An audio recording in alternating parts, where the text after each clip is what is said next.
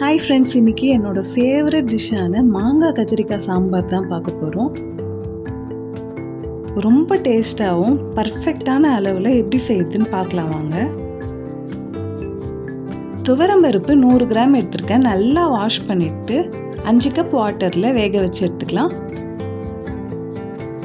வாங்க மாங்காய் கத்திரிக்காய் சாம்பார் செய்ய ஸ்டார்ட் பண்ணிடலாம். ஆயில் ஆட் பண்ணிக்கிறேன். கடுகு 1/2 ஸ்பூன், சீரகம் 1/4 ஸ்பூன், வெந்தயம் 3/4 ஸ்பூன் சேர்த்துக்கிறேன்.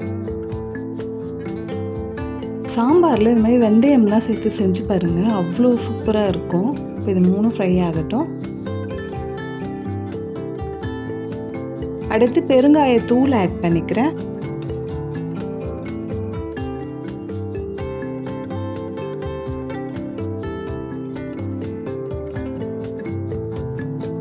நம்ம சேர்த்து எல்லாம் நல்லா ஃப்ரை ஆயிடுச்சு. ஒரு வெங்காயம் கட் பண்ணி சேர்த்துக்கிறேன்.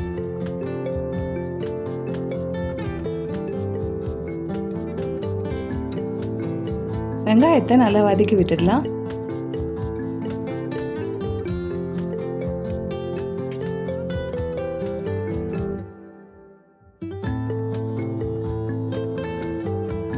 வெங்காயம் கிளாஸ் அளவு வதங்கினா போதும். நெக்ஸ்ட் 2 தக்காளி ஆட் பண்ணிக்கிறேன்.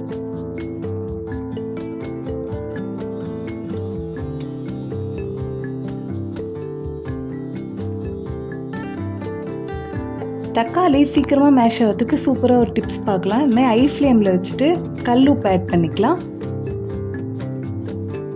கல் உப்பு ஆட் பண்ணியாச்சு. இப்போ வதக்கி விட்டுடலாம்.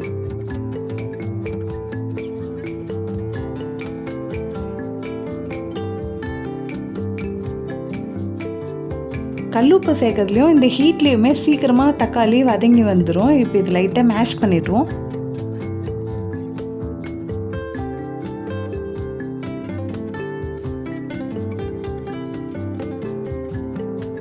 கரண்டியில் லைட்டாக இதுமாதிரி மேஷ் பண்ணோன்னா நமக்கு இந்த மாதிரி கிடைக்கும்.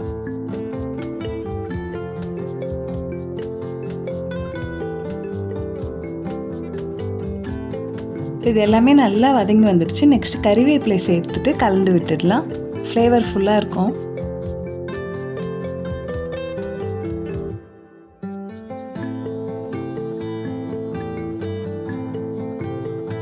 இன்றைக்கி சாம்பார் செய்யறதுக்கு வெள்ளை கத்திரிக்காய் தான் எடுத்திருக்கேன். இது சேர்க்கறதுனால அவ்வளோ டேஸ்ட்டாக இருந்தது. கண்டிப்பாக மிஸ் பண்ணாமல் கிடைச்சதுன்னா ட்ரை பண்ணி பாருங்கள்.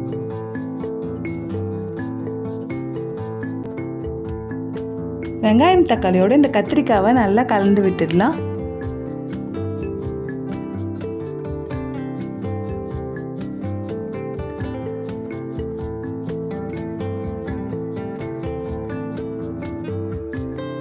ரெண்டு தக்காளி மாங்காய்லாம் நம்ம ஆட் பண்ணியிருக்கோம். அதனால் புளி வந்து கொஞ்சமாக ஆட் பண்ணிவிட்டு 1 கப் வாட்டரில் ஊற விட்டுடலாம்.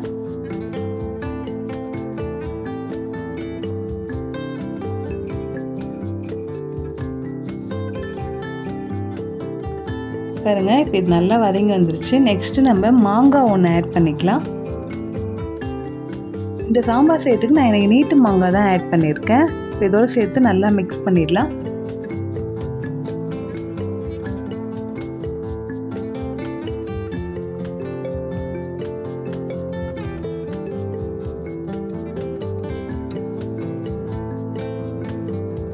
பருப்பு வேக வச்ச வாட்டர் 3 கப் அளவுக்கு இருந்தது. அதையும் இதோட ஆட் பண்ணிவிட்டு வேக விட்டுடலாம்.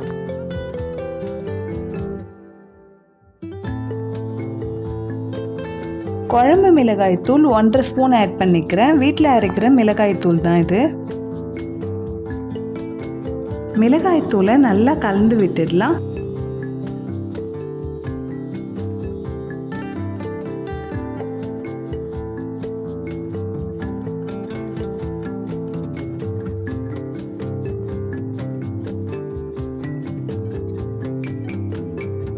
இது வேகிறதுக்கு இன்னும் 1 கப் வாட்டர் ஆட் பண்ணிக்கிறேன்.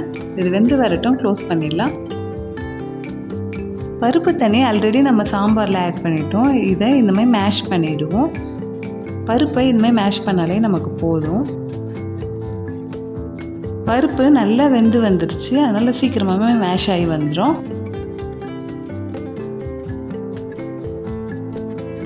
நம்மளோட டால் ரெடி ஆயிடுச்சு. சாம்பாருக்கும் நல்லா கொதிச்சு வந்துருச்சு பாருங்கள். இப்போ நம்ம மேஷ் பண்ணி வச்சுருக்க டாலை ஆட் பண்ணிடலாம்.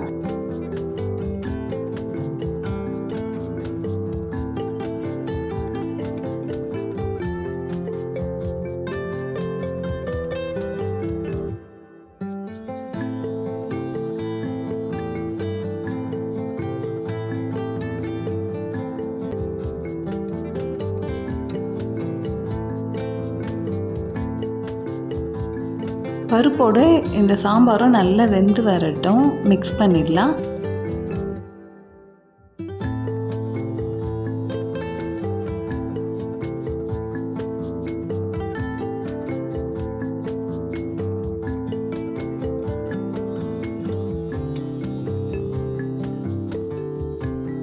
சாம்பார் வேக சொல்லி இதுமாதிரி பாதி அளவு க்ளோஸ் பண்ணிடலாம். அப்போ தான் பொங்கி வராது.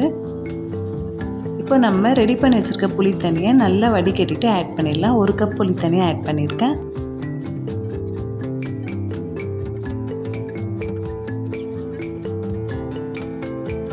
சாம்பாரை நல்லா கலந்து விட்டாச்சு.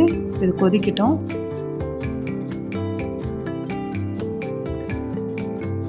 ஃபைனலாக நம்ம கொத்தமல்லி தழையை ஆட் பண்ணிவிடுவோம். ஒரு கொதி வந்துருச்சுன்னா நம்மளோட சாம்பார் ரெடி ஆகிடும்.